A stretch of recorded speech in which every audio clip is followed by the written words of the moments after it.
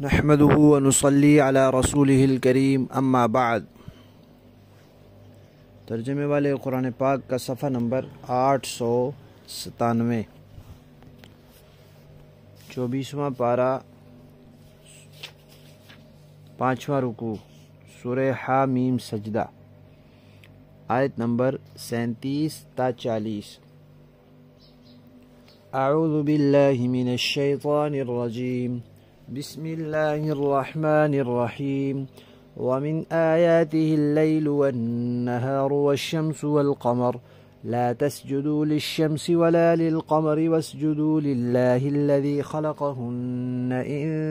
كنتم إياه تعبدون فإن استكبروا فالذين عند ربك يسبحون له بالليل والنهار وهم لا يسأمون ومن آياته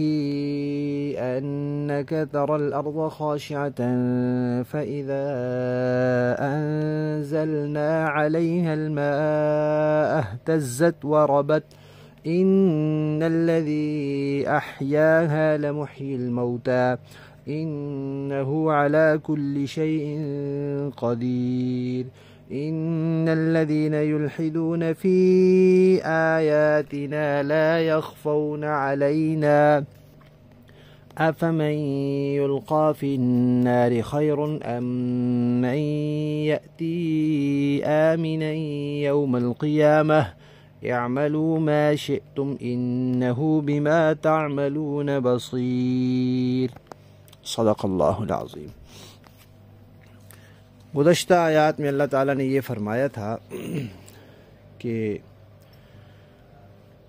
داعی جو ہوتا ہے، دین کی طرف دعوت دینے والا، اس کو متحمل مزاج ہونا چاہیے، حسن اخلاق والا ہونا چاہیے۔ اب اللہ تبارک و تعالیٰ کچھ اپنی قدرت کی نشانیاں بیان کر رہے ہیں جن کے ذریعے داعی، دعوت دینے والا، مبلغ دوسروں کو سمجھائے کہ بھئی تم چاند سورج کو سجدہ کرتے ہو، حالانکہ چاند سورج کی روشنی، ان کی نورانیت، ان کے جو فوائد ہیں وہ ان کی ذاتی اختیار کی وجہ سے نہیں ہے، یہ سب کچھ اللہ نے رکھے ہیں۔ تو جس ذات نے یہ چیزیں ان میں رکھی ہیں اس ذات کی عبادت کرو۔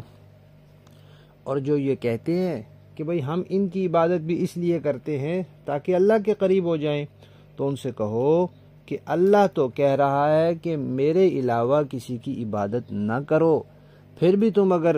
عبادت کرتے ہو تو یہ تو پھر اللہ کے اس حکم سے بغاوت ہے جس میں اللہ مزید ناراض ہوگا، نہ کہ وہ تم سے راضی ہوگا۔ تو چاند اور سورج ٹھیک ہے، ان کے ایک فوائد ہیں، ان کی بڑی جسامت ہے، ان کی روشنی ہے، نورانیت ہے، پوری دنیا میں ان کی کرنیں لگتی ہیں، لیکن یہ سب کچھ ان کا اپنا نہیں ہے، یہ اللہ نے ان میں رکھا ہے، لہذا ان کے خالق کی عبادت کرو۔ پھر فرمایا کہ اگر وہ تکبر کریں اور نہ مانیں، اللہ کی عبادت، خالص اللہ کی عبادت نہ کریں تو نہ کریں، اللہ کا کچھ نہیں جاتا، ان کے تکبر سے اللہ کا کوئی نقصان نہیں ہوتا۔ اللہ تو ایسی عظیم ہستی ہیں کہ فرشتے جو ان لوگوں سے کئی درجے بہتر ہیں، وہ ہر وقت اللہ کی عبادت کرتے ہیں، تسبیح کرتے ہیں، دن رات کرتے ہیں، نہ تھکتے ہیں، نہ اکتاتے ہیں، نہ نافرمانی کرتے ہیں۔ تو جو ایسی شان والی ذات ہو، اس کو ان کی عبادت نہ کرنے سے کیا فرق پڑے گا۔ پھر دوسری نشانی بیان کی، یہ جو نشانی تھی یہ تو آسمانی چیزوں کی تھی، اوپر والی چیزوں کی تھی۔ اب زمین کی نشانی کہا کہ دیکھو زمین ویران ہوتی ہے، سنسان ہوتی ہے، خشک ہوتی ہے، خاک اڑ رہی ہوتی ہے، مٹی اڑ رہی ہوتی ہے، پھر جب ہم پانی برساتے ہیں تو پھر وہ لہلہانے لگتی ہے، پھر وہ پھولتی ہے، پھلتی پھولتی ہے، اس پہ سبزہ اگتا ہے۔ بے شک یہ اللہ کرتے ہیں نا، تو اسی طرح مردوں کو بھی اللہ زندہ کریں گے، اور کیونکہ وہ ہر چیز پر قادر ہیں۔ تو یہ توحید کا بھی بیان آ گیا اور قیامت کا بھی بیان آ گیا۔ پھر فرمایا کہ دیکھو قرآن پاک میں ہم مختلف طرح کے احکامات دیتے ہیں۔ اب جن لوگوں نے ان احکامات کو نہیں ماننا ہوتا، کچھ تو ان میں وہ ہیں جو سیدھا سیدھا انکار کر دیتے ہیں، وہ ہوتے ہیں منکر، اور کچھ وہ ہوتے ہیں جو سیدھا سیدھا انکار نہیں کرتے بلکہ اپنے انکار کو چھپاتے ہیں، اور اس انکار کے لیے کوئی تعویل، کوئی اور راستہ، کوئی بہانہ، کوئی عذر، کوئی ٹیڑھا میڑھا راستہ ڈھونڈتے ہیں، ان کو ملحد کہتے ہیں۔ تو اللہ فرماتے ہیں کہ جو ہماری آیات کا انکار کرتے ہیں وہ تو سب کے سامنے کہتے ہیں بھئی ہم نہیں مان رہے، اور جو الحاد کرتے ہیں وہ بھی ہم سے چھپ نہیں سکتے۔ ہمیں تو پتہ ہے نا کہ یہ اصل میں منکر ہے، اصل میں یہ منکر ہے، لیکن یہ ڈر کی وجہ سے یا کسی مفاد اور لالچ کی وجہ سے کھلا انکار نہیں کر رہا بلکہ تعویلوں کا سہارا لے رہا ہے۔ تو اللہ نے فرمایا دیکھ لو بھائی، جیسے ہماری نظر میں منکر مجرم ہے ایسے ملحد بھی مجرم ہیں۔ اب بتاؤ کہ یہ منکر دوزخ میں جائیں گے تو ملحد بھی دوزخ میں جائیں گے، انجام دونوں کا ایک ہے۔ تو جو شخص قیامت کے دن دوزخ میں ڈالا جائے گا وہ بہتر ہے یا جو امن اور سکون سے ہوگا وہ بہتر ہے؟ ہم نے تمہیں بتا دیا، اب تمہاری مرضی ہے، جیسے چاہو تم عمل کرو، مان کر صحیح عقیدہ اور عمل اپنا کر لو تو قیامت کے دن امن میں ہوگے،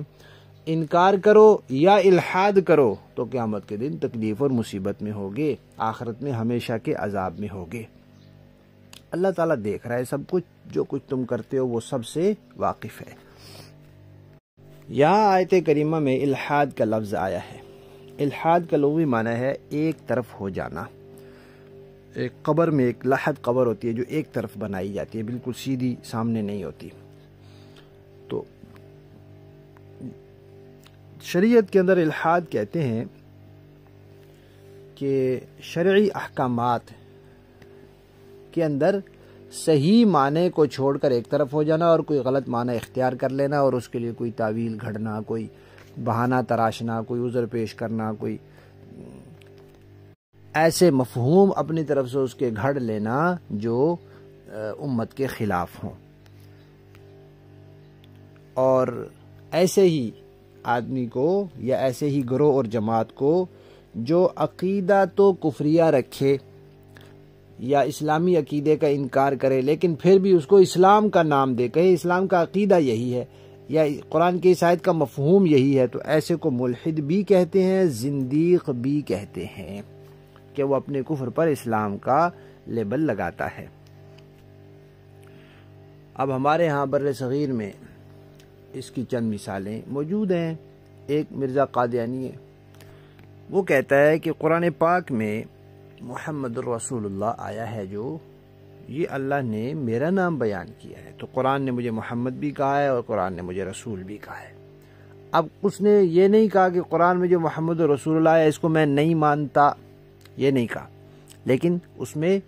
نے مفہوم اس کا مصداق تبدیل کر دیا ہے، اور قرآن نے تو نبی پاک کے اور محمد رسول اللہ کا وہ کہتا ہے مجھے کہا ہے، تو یہ الحاد ہے۔ اسی طرح شریعت میں ختم نبوت کا عقیدہ ہے، بالکل واضح قطعی دو ٹوک کہ نبی پاک صلی اللہ علیہ وسلم آخری نبی ہیں اور اب ہر قسم کی نبوت بالکل ختم ہو گئی ہے، لیکن قادیانیوں نے اس کا اپنا معنی ایک گھڑا ہے کہ بھئی نبوت ختم ہوئی ہے لیکن مستقل صاحب شریعت نبی آنا ختم ہوئے ہیں، اور ذلی بروزی ضمنی چھوٹے موٹے نبی جو ان کے زیر سایہ ہوں وہ آنے ختم نہیں ہوئے۔ اب یہ انہوں نے اپنی طرف سے ایک مفہوم گڑھا ہے، یہ الحاد ہے، یہ زندقہ ہے۔ اسی طرح ایک شخص گزرا ہمارے ہاں غلام احمد پرویز، جو منکر حدیث تھا، اس نے کیا کہا کہ قرآن پاک جہاں کہتا ہے نا اطیعوا اللہ، اللہ کی اطاعت کرو، تو اللہ سے مراد گورنمنٹ ہے، لہذا جو گورنمنٹ ہو اس کی اطاعت کرو، تو اللہ سے مراد اس نے گورنمنٹ لیا ہے، اللہ کے لفظ سے مراد اس نے قانون لیا ہے۔ اب اس نے یہ نہیں کہا کہ قرآن کہتا ہے اطیعوا اللہ، اللہ کی اطاعت کرو، تو میں اس کو نہیں مانتا،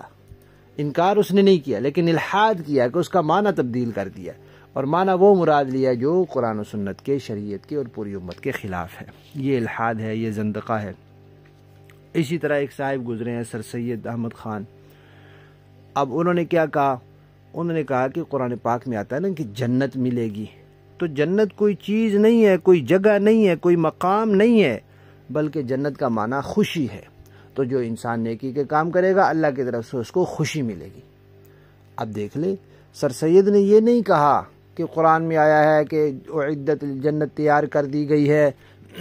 یا جنت ان کا ٹھکانہ ہے تو میں اس کو نہیں مانتا، نہیں، بلکہ الحاد کیا ہے کہ جنت کی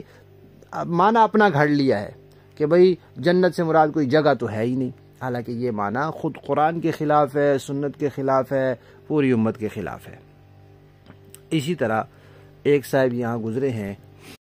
عنایت اللہ مشرقی، وہ بھی منکر حدیث تھے۔ اب انہوں نے کیا لکھا ہے، وہ کہتے ہیں کہ قرآن میں شیطان کا لفظ آیا ہے، شیطان سے مراد کوئی شخصیت نہیں ہے، کوئی ذات نہیں ہے، یہ کوئی بندہ یا جن وغیرہ نہیں ہے، بلکہ اس سے مراد غصہ ہے کہ شیطان انسان کو غلط راستے پر لگاتا ہے، یعنی غصہ غلط راستے پر لگاتا ہے۔ شیطان نے جو ہے وہ اللہ کے سامنے قسم کھائی تو گویا یہ غصہ جو ہے اس نے قسم کھائی کہ میں گمراہ کروں گا، تو شیطان سے مراد غصہ ہے۔ اسی طرح مشرقی کہتا ہے کہ جبرائیل کوئی فرشتہ نہیں ہے، بلکہ وہ ایک پاکیزہ قوت کا نام ہے جو نیکی کی قوت ہوتی ہے۔ اسی طرح ایک صاحب گزرے امین احسن اصلاحی اور ان کے شاگرد ہیں جاوید احمد غامدی۔ قرآن و سنت میں جو حدود کا تذکر آیا ہے، سزاؤں کا تذکر آیا ہے، مثلا رجم کا تذکر آیا ہے، اب اس نے انکار نہیں کیا کہ بھئی ہم رجم کو مانتے نہیں ہیں کہ ہے ہی نہیں بالکل، بلکہ اس کا مفہوم اپنا گاڑ لیا ہے کہ بھئی رجم کی سزا جو ہے وہ بدکاری کی وجہ سے نہیں ہے، بلکہ کوئی غنڈہ گردی اور بدماشی پر اتر آئے تو وہ اس کے لیے ہے، تو یہ اپنا مفہوم گڑا ہے۔ تو یہ سب الحاد کی مثالیں ہیں اور الحاد کی صورتیں ہیں۔ تو قرآن پاک میں اللہ تعالیٰ نے فرمایا ہے کہ بھئی غامدیو، اصلاحیو اور پرویزیو، قادیانیو، جتنے بھی تم ہو، تو تم لوگوں سے تو چھپا رہے ہو اپنے انکار کو، لیکن اللہ سے تم نہیں چھپا سکتے۔ اللہ جانتا ہے کہ اصل میں تم ان چیزوں کے منکر ہو، لیکن بظاہر اس کو تم رنگ کوئی اور دے رہے ہو۔ بہرحال خلاصہ یہ ہے کہ قرآن و سنت کی کسی بھی چیز کا، کسی آیت کا، کسی حدیث کا، شریعت کے کسی حکم کا ایسا معنی اور مفہوم بیان کرنا جو خود قرآن کی باقی چیزوں کے، باقی آیات کے یا سنت کے یا 1400 سال کی پوری امت کے خلاف ہو، یہ الحاد ہے، اور اللہ تبارک و تعالی نے ان لوگوں کو متنبہ کیا ہے کہ تم ہم سے چھپ نہیں سکتے، تم بھی ایسے ہی مجرم ہو جیسے قرآن کے منکر مجرم ہیں، جیسے سنت اور حدیث کے منکر مجرم ہیں۔ لفظی معنی دیکھیے، وَمِنْ آیَاتِهِ، اور اللہ کی قدرت کی نشانیوں میں سے اللیل، رات، والنہار، اور دن، والشمس، اور سورج، والقمر، اور چاند ہیں۔ لا تسجدوا، نہ سجدہ کرو، للشمس ولا للقمر، نہ سورج کو نہ چاند کو، واسجدوا للہ، سجدہ کرو اللہ کو، الذی، جس نے خلقہن، ان سب کو پیدا کیا ہے،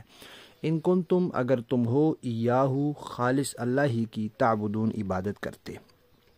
فَإِن، پھر اگر، استکبروا، کافر لوگ تکبر کریں،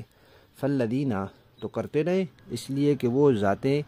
عند ربک، جو آپ کے رب کے پاس ہیں، یعنی وہ فرشتے جو آپ کے رب کے پاس ہیں، یسبحون لہ، وہ اللہ کی تسبیح بیان کرتے ہیں، باللیل والنہار، رات بھی اور دن بھی،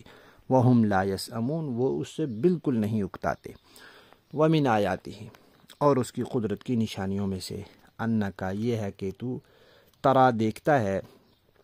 الارض، زمین کو، خاشعۃ، دبی ہوئی، سنسان، ویران، فَإِذَا أَنزَلْنَا، پھر جب ہم نے اتارا یا ہم اتارتے ہیں، علیہا، اس پر، الماء، پانی، اہتزت، حرکت کرنے لگتی ہے، لہلہانے لگتی ہے،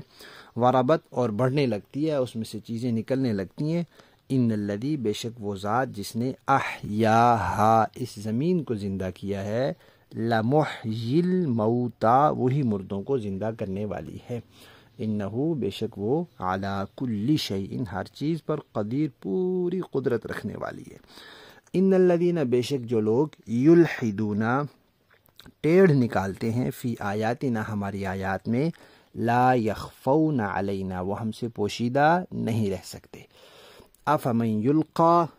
کیا بس وہ شخص جس کو ڈالا جائے گا، فی النار، آگ میں، خیرن، بہتر ہے، ام، یا، من، وہ، یاتی، جو آئے گا، آمنا، امن کے ساتھ، یوم القیامتی، قیامت کے دن۔